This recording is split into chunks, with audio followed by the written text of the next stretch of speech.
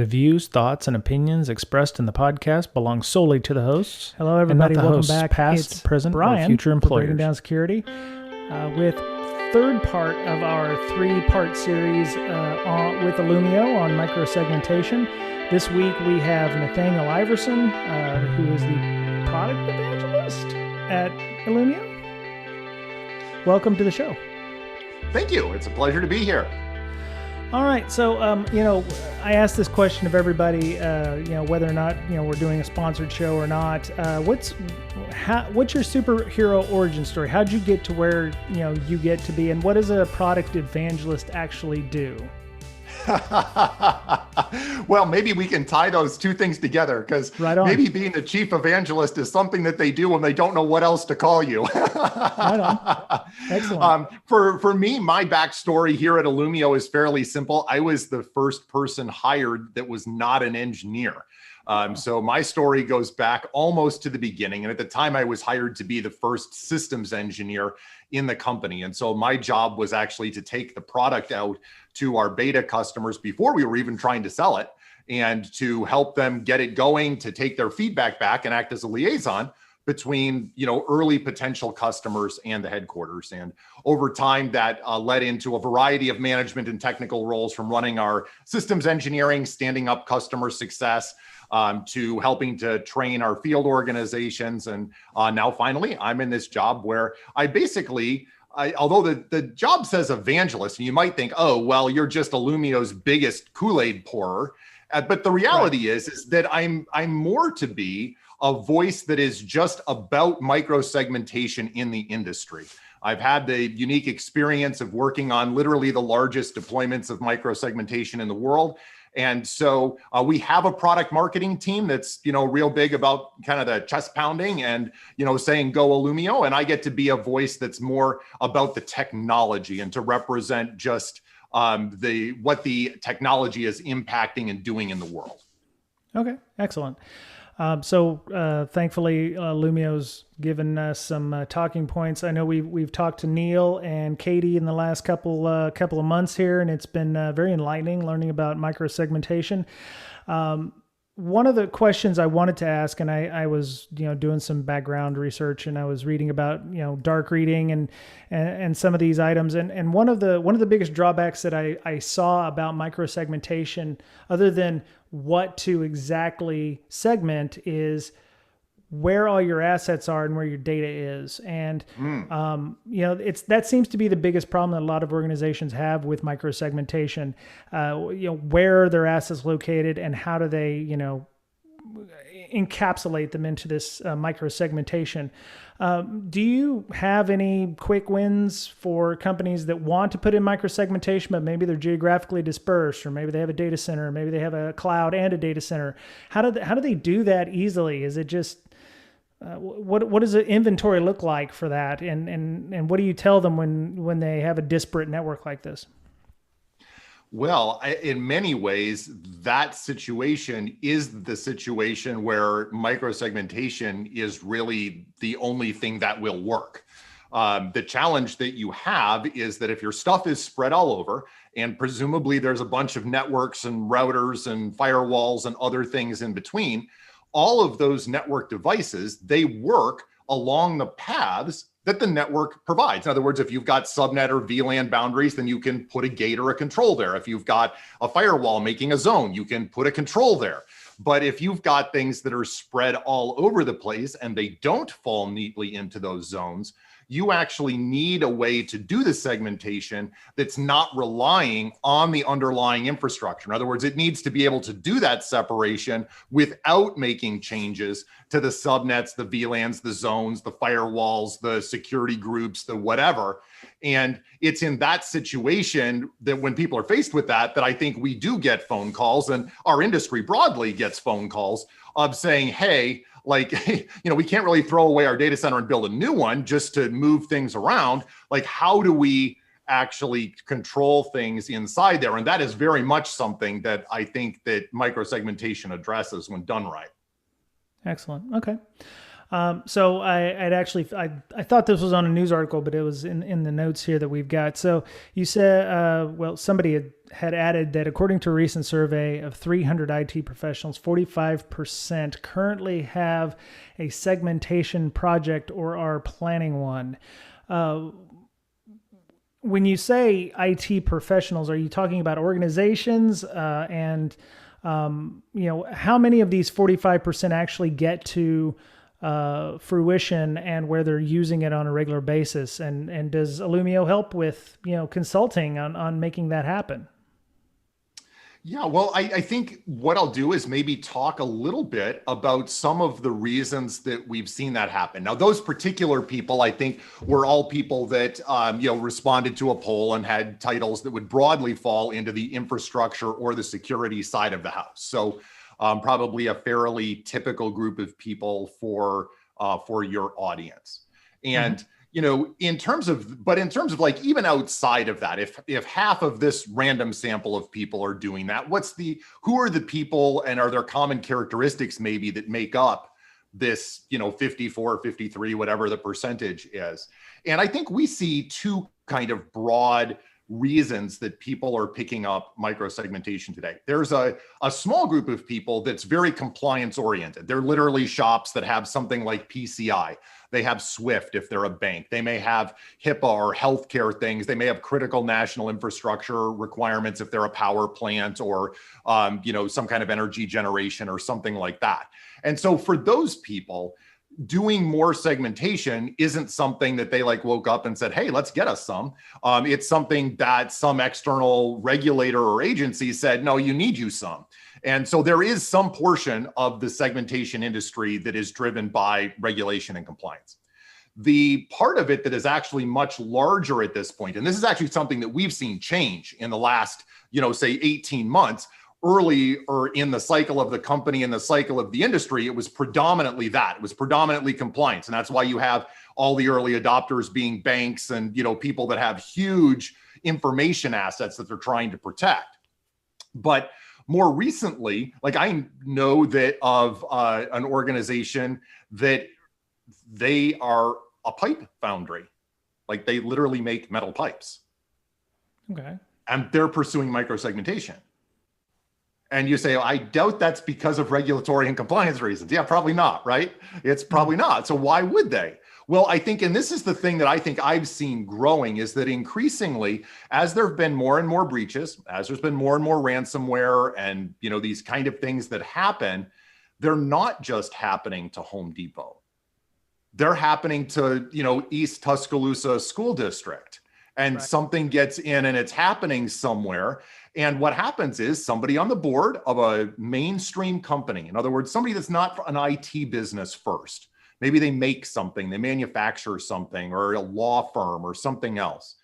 And the board, they're aware that their municipality was just held for ransom, that the school district just got hacked, that the regional medical center just had to pay $5 million to unlock some things. And it was all quiet, but the leaders in a community know. And so we've had increasingly things where the security team has been surprised that they actually have the full support of the board. But the board has actually said, we don't know what the answer is, but we don't want to end up like this. And they hold up the newspaper. What do you want to do? And I think for many organizations, segmentation has been on their to-do list for a long time. If you get an audit report back, is more segmentation on the audit report? Well, of course it is. Every time there's more segmentation on the audit report. Does anything happen? Well, historically, not so much. Why? Because it's hard. And yet, this is giving, I think, a lot of security directors and executives the ability to, when their boss says, what do we do to not end up like that? They're like, I'm going to pull out that segmentation project because it's actually proactive. It actually net cuts my exposure. So I think that just sense of increased risk and realizing that they need to do something proactively, not a technology that's reactive, but they need to actually cut the attack surface. And this goes to microsegmentation, it goes to identity and access management, it goes to patching. There's a number of proactive things that an organization could do, but I think that tailwind is pushing kind of across the industry. Okay. So we'll go back to those numbers. 45% are actually trying to implement a segmentation project. There's 55% who are not. So there was over 300. So we're assuming about 160 people are not doing some kind of segmentation project. What are some of the misconceptions that may get those 55% of people moving more towards wanting to do microsegmentation? What are some of the misconceptions that they might have about implementing this? Probably the biggest one is that it's too hard. Because I don't think you would talk to a security professional who would say that less segmentation is better. Like if you just ask any security professional, how much separation should I have? And the answer is always just a little bit more. It's like a ratchet wrench. You know, if you've got the ratchet wrench, you want it to tick in only one direction. And your job is every year to try to pull that handle and make that ratchet go just a little bit tighter. And yet at the same time, that doesn't generally happen. And why is that? Well, because the cost of that segmentation decision is typically borne by whoever is operating the firewalls or the network. Because if you're going to do your segmentation with subnets, VLAN zones, well, whoever programs the firewalls, whoever programs the switches, they're going to be on the pointy end of the stick called give me more segmentation. And so it ends up being the case that you can want more segmentation, but if somebody has to manually type hundreds or thousands of ACLs, everybody goes, that's a project that's too big. We're not going to do that this year. We'll leave it on the list for another year. And so I think that's probably the big misconception, just from the standpoint that you don't actually do that when you're micro-segmenting. And there's actually a clean break in the architectural model. Instead of humans manually typing IP addresses that have to be in perfect order in a list in a router or a firewall, you're dealing with establishing policies, and computer automation helps you actually get the rules built. And so it's different. And it being different, that means that it's like, well, is that scary? Like change good? Well, yes, if I can control it and feel like I can master it. Change bad if it makes me feel uncomfortable or like I'm not going to succeed. And so, interestingly, if you had taken those numbers probably even just a year ago, they might have been half that. And so I think that as companies get success, and hear about success for people other than, say, the large banks, where everybody might know that they have extraordinary amounts of resources. And if they put their mind to it, well, of course they can succeed. But I know that if you look at our website, you'll see companies on there that are very small, all the way up, of course, to the megafauna. And I think that, that's probably the thing. It's just that it's hard, that I won't be able to get it done. Awesome. Okay. So how well does this scale? Let's say I'm in AWS and I have one availability zone, and all of a sudden I need to move to a hot site or something where it's, completely, separate. And this kind of goes back to the previous section. And the last time when we talked to Katie, she had mentioned that there was an agent-based system that goes on some of the endpoint devices. Sure. How quickly can people move with this? Because we're talking about Docker and microservices that get spun up into milliseconds and stuff. We've got to go over here to AWS East now and have the same thing in AWS as same as West. How quickly can you scale this and make sure that it's still secure? Well, I think I can give you a couple of different parameters there that might help to kind of bound the idea of what's state of the art for scale. And I'm going to give you a few figures and some scope where everything that I'm talking about is stuff that's fully deployed in production. This is not people that have bought from us and are yet to deploy. This is all things that are running code that are stable and have been so for well over a year. At this point, I think in terms of absolute scale, to be at state of the art, you would need to be talking six figures of computers at a single company. We've been able to deliver that in more than one place. We have many, many deployments that are in the tens of thousands, for example. So in terms of strict numbers, it goes pretty big. That has pretty significant implications for the policy table size. Of being able to handle very large enterprise class policy. And I think probably the dimension that gets most closely to what you asked about the cloud is what's the scale like under automation? And I think one of the best things I could do there is to say that we have experience in automated data centers running in the 40 to 70,000 range, and almost twice that, where the entire data center is automated. There are humans. The humans do not directly touch the machines. The humans touch the automation code that actually touches the machines. And in one of these environments, the environment is literally torn down every 2 weeks under automation and replaced. And over a 15-minute period, the entire production environment goes away and then comes back online in waves, all without missing a beat as far as the customers are concerned. And during that time, every single rule churns. As you can imagine, if I take out 100 servers, well, I have to go churn all the rules for not only those 100 servers, but the things those 100 servers talk to. And so then as they're being respun, those rules have to be recreated and then reapplied. And so during that 15-minute time, it's a constant just crunch of every security rule, everything that permits anything, and it all works flawlessly and works seamlessly. And so, to get to those kind of places, do you have to work carefully with the DevOps team? Well, of course you do. You've got to go through and make sure that in their build script, as they need access to certain network services, that the security layer is stood up and able to provide that access. And so, as a company, we've got quite a bit of experience in kind of working through that. But, if somebody's worried that if they add another 100 nodes to their holiday shopping cart, like that would not be a concern for us. Like we would happily just go ahead and make that happen for them. Okay. So I'm imagining like an N-1 kind of issue where it's like, cause some of the notes we've got here is like, enforcement points are now moving from the network to individual servers and hosts. So you must have an N-1 kind of issue. So if you've added 100 new hosts, like you said, to your checkout bin, now you have potentially 99 new entries that have to be added to each individual host to make sure that everything gets done correctly. How does that happen without causing any kind of problems? Smart engineering. As you can imagine, if we literally had to put in 99 new rules for each thing, that is exactly what would happen. And you would have to put all of those rules out there.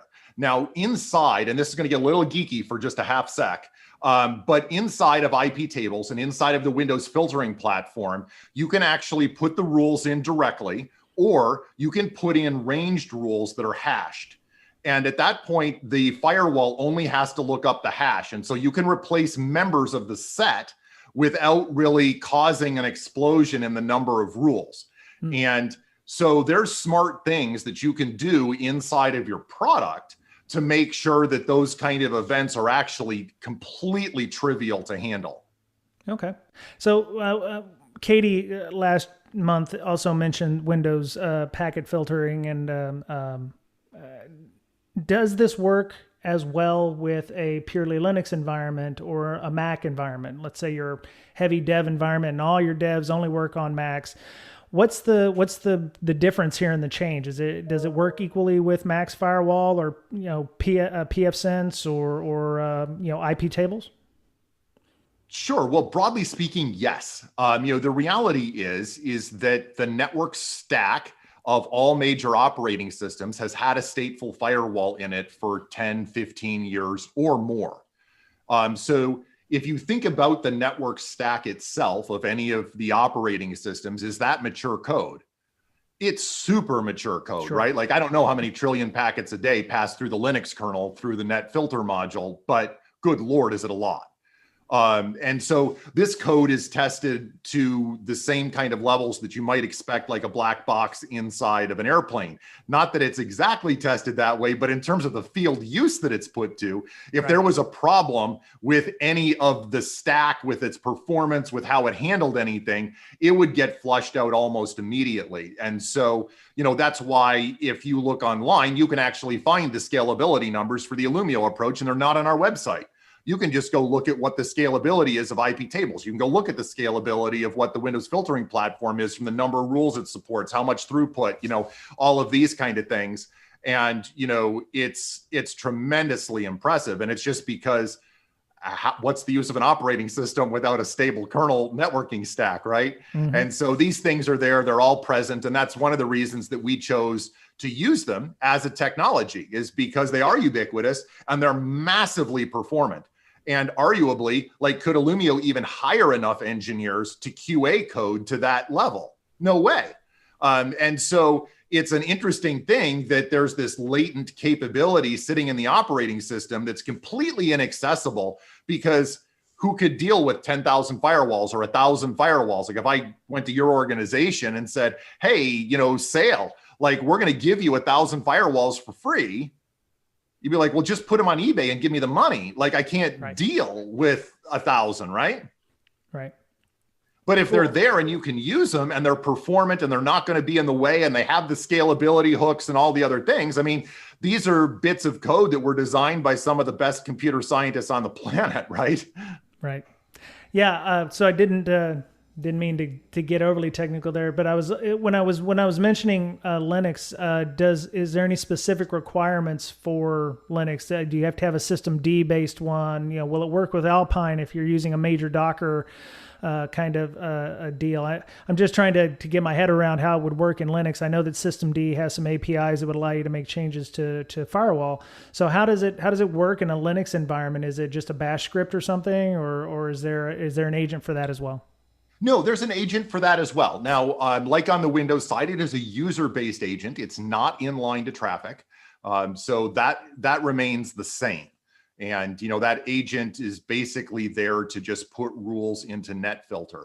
Now, this works across pretty much all versions of Linux, AIX, Solaris, going back, 10 or 12 years at this point. If you go back far enough, I think, is it 5.2? Is it 4.8 where NetFilter entered the kernel? Like, you go back far enough and there's a place where there was not a stateful firewall in Windows, there was not a stateful firewall in Linux. But as long as you're past that, you're going to end up being supported.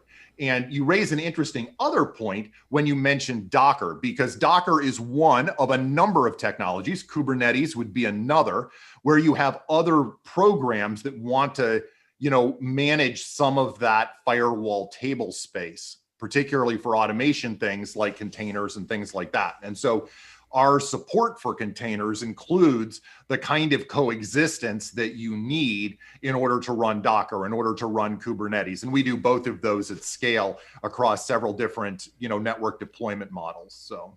Okay. Actually, just thinking here, I'm getting rid of some stuff in my office, and I come across some SDN cards, some software-defined networking cards. If my organization has software-defined networking, for instance, and I know it's fairly niche still, maybe, but have you run into any kind of instances where that doesn't work well with Illumio? It's actually the contrary. Almost all of our large customers use SDN extensively. And right. I think it works like this. Like, imagine that you're the VP of infrastructure. And so your job is to keep packets moving, right? Like, that's how you get your bonus. It's how you get paid.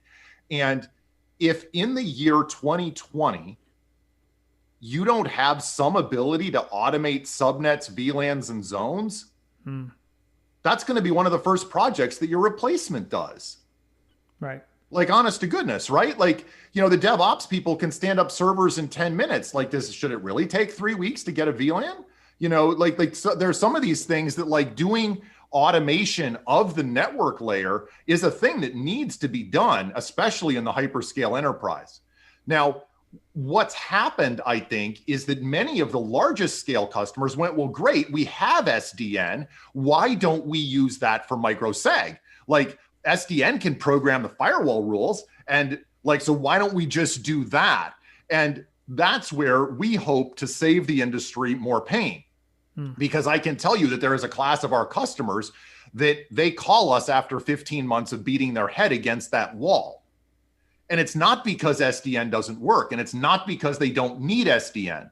It's because SDN was designed to do exactly what a network vendor would design it to do: automate subnets, VLANs, and zones. But it doesn't help you with the problem that you face if you need to discover and write fine-grained policy across hundreds of thousands of ports. If you have to type that all manually, automation doesn't help you. You need actually a different approach that gets you away from the dependence on IP addresses in order to write that policy. And so micro-segmentation actually becomes the complement. Absolutely automate your network using SDN, and then bring in micro-segmentation to automate the small scale segmentation. And they end up not being anything other than supportive and complementary technologies. I don't think there's a single place that Illumio has gone in and somebody stopped their work with SDN. There are definitely places where SDN teams have said, thank God I don't have to do the micro-segmentation anymore. Like we've had that conversation, but I think that, broadly, SDN is good and people have reasons to do it, and that there's micro-segmentation and there are different reasons that you do that. Okay. All right. So we've got a couple minutes left here. I wanted to go through maybe some best practices because, people who use the cloud or they, use any OS or something and it's not configured properly. S3 buckets are world readable. Data's being leaked all over everywhere. People will want to use your product, but there may be some settings in there that leave them vulnerable or work as intended. And I'm using quotey fingers there where they're completely open and breached and something might come back. Well, that works as intended. There's no bug there. It works as intended. If I'm one of the 45% that have just implemented this, what are some of the things that I maybe need to go back and go, I should probably check that and make sure that it's secure or more secure, or, depending on my threat model, what are the things that I need to do to check and do hygiene wise? Yeah, well, I mean, maybe it's a bit like the Saturday morning cartoons, and they had those cereal commercials, right? And they tell you that the cereal is part of a complete breakfast with juice, toast, and spread. That's right. And there's a sense in which, to your question, that's kind of like micro-segmentation, identity and access management, and good patching and vulnerability scanning. Like these are things that go together, like peanut butter and chocolate go together. Like they're really good things. I can't tell you the number of times that a company has approached us and said, we just got done with on a big IAM initiative, and now we want to do micro-segmentation. We've also been at the company that said, we were deciding whether we were going to do micro-segmentation first or IAM first, and we decided micro-seg. So we're talking to you now, and then we're going to have, all of the IAM vendors come in, at the tail end of this 6 months from now. And so we've seen these things go together tremendously well, because obviously IAM is critical. Like if your passwords are bad, if you can get to the system legitimately, you're still going to have a problem. And likewise, just because you have good password management doesn't mean that there won't be open ports or vectors on the machine. So I think there's a standpoint in which there's an ecosystem of things that are important, and you find this in any of the zero trust frameworks from Forrester or other places that, when you tighten one thing down, then it gives you an excuse to go to the next thing and tighten it down to match, right? Right. Cool. Okay. So what does micro-segmentation adoption look like as we head into the new year? Well, I mean, that's a fun, open-ended question. I think that adoption looks, for most of our customers, like more. One of the interesting things that happens with micro-segmentation is that you can start with the settings anywhere you want. In other words, a lot of organizations, if they haven't been going on a segmentation journey, they have a perimeter firewall, and then it's pretty flat and open inside. And the next level down might be that you segment by environment. Like I've got dev separate from prod, separate from staging, UAT, PCI, something like that. And you've got these big kind of course buckets, and lots of people have that. And if you want to bring the segmentation down further, maybe you put a ring or a fence around something as small as an application. Oh, well, that changes things a lot. Like I can tell you in our modeling, that'll eliminate about 90% of the attack surface if you just ring fence all the applications. Now in Illumio, that's one line of policy, but let's just say that that's what your first goal is for segmentation. I'm going to ring fence my applications. Now, instead of having just environmental stuff, I've got my applications ring fenced. Wow, 90% improvement, pat everybody on the back, give the security team a big bonus, send everybody off to Christmas. Well, when they come back, what's left? Well, there's 10% left. Like, what are you going to do about that 10%? And this is where I think companies start making risk-adjusted decisions. Because with a good micro-segmentation solution, you can go all the way down to ports and protocols. You can say, well, no, people should only talk DNS to the DNS server. It's not that, the DNS port is open within the application. Nothing in the application should talk DNS to the DNS port. Like, the only thing that should happen is talk DNS to DNS server. So then you start saying, okay, well, we're going to tighten some things down so that they're port and protocol. Maybe your Windows domain services that are critical, you might tie down to the process so that it's only a certain Windows process that can communicate to the NetBIOS name resolution service. And so there's these different layers of granularity. And what I will tell you is, you don't want to boil the ocean to start. You don't want to say that because a solution is capable of doing process, that's where you're going to start. Just crank all the knobs as hard to 11 as you can. That's a good way for IT projects to fail, right? Like, a lot of times you want to step into something, get a win, show an improvement, and then be on a journey towards tightening things down in a risk-adjusted way. And so I think as we go into the new year, there's, as we talked about it earlier, there's companies that are coming to the realization they need to start being on this journey. And so they'll start with environmental separation. They'll start with application ring fencing. But people that are a little further down the journey are going to be saying, hey, for my crown jewel assets, the things that are most important, I want another ratchet. I want another tick on that ratchet handle and give it a pull. Cool. Okay, so one last question. What does the future micro-segmentation look like? I mean, we've already talked about going from the macro, which is entire networks or entire, applications and all of their stuff in one segment, all the way down to ports and protocols. It seems like you've got everything covered, that there's no new boundaries to be done. Are you moving into things like maybe areas where certain data can be stored versus elsewhere, or, certain databases? I'm just trying to spitball here, but what does the future of micro-segmentation look like? Is it going to get more micro? Can it? Well, I don't know that it's about granularity. There's a lot of different dimensions to technology. And one of them is certainly like big, small, right? Do things bigger, do things smaller, do things faster. But probably one of the biggest optimizations is to do things better. And I'll give you a simple example of that. It's something that's already in our product, and there'll be more things like this coming, I think, from Illumio and from the industry as a whole. But about a year ago, we actually did an integration with threat detection vendors, people like Rapid7 and Tenable and Qualys and things like that. And it was something actually that one of our customers brought to us. They said, maybe you can help us. We are never going to be able to patch all of the vulnerabilities in our systems. I think that's common if you have a lot of systems. You have the vulnerability scans, but you will never patch all of them. And they said, what's interesting is we have this vulnerability data kind of system by system. I know how many faults are on this web server on that database over there. But what I don't know is how much it matters. And I don't know how much it matters because I don't know how many things can get to that database. Like Illumio, you guys have a map and you understand the connectivity, and you also understand how segmentation has limited the connectivity. So could you help me understand where I have vulnerabilities that I could reduce just by putting in more segmentation? Is there a place that I could use my vulnerability data to make a higher quality decision about how tight my segmentation is or isn't?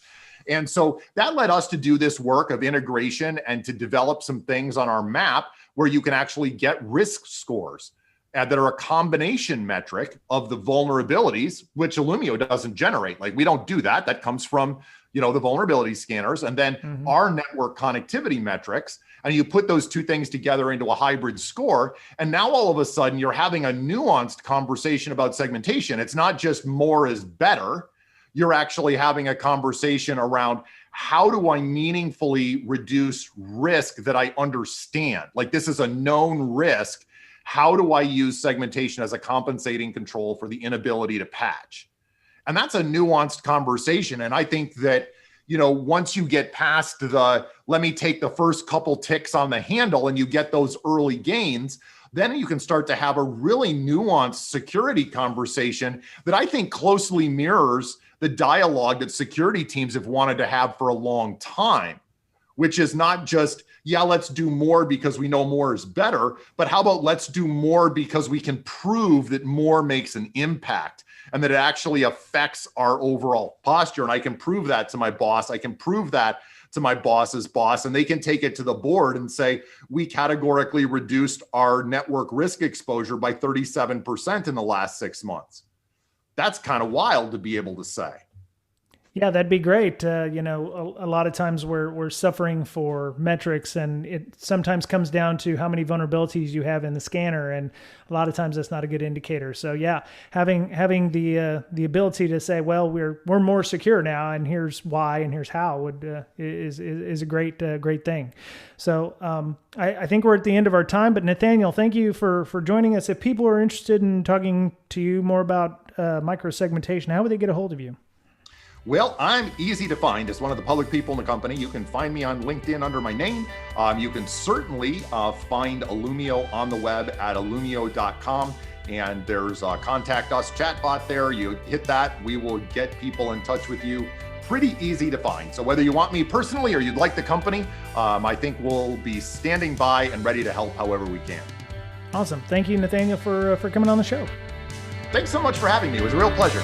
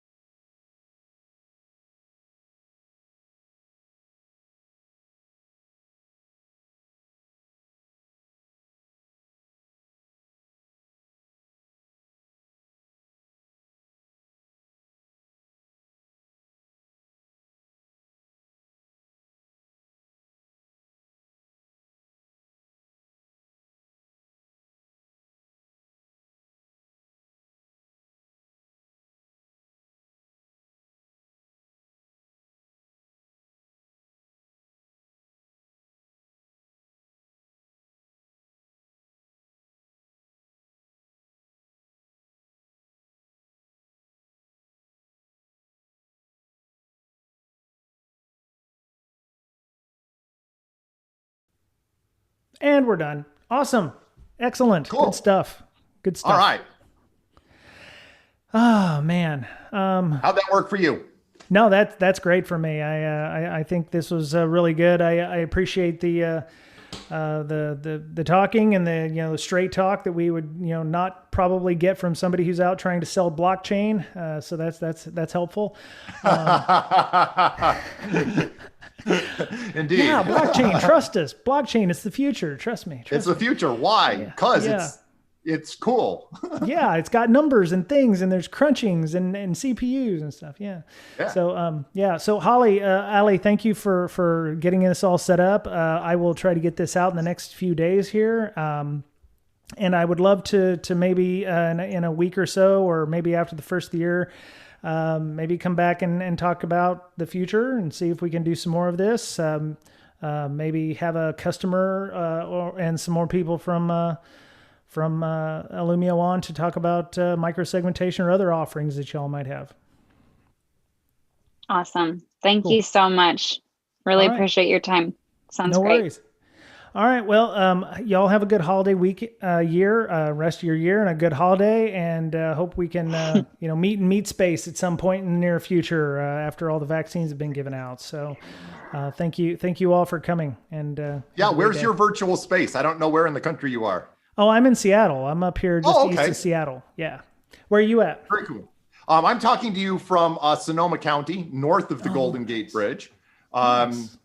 And I don't know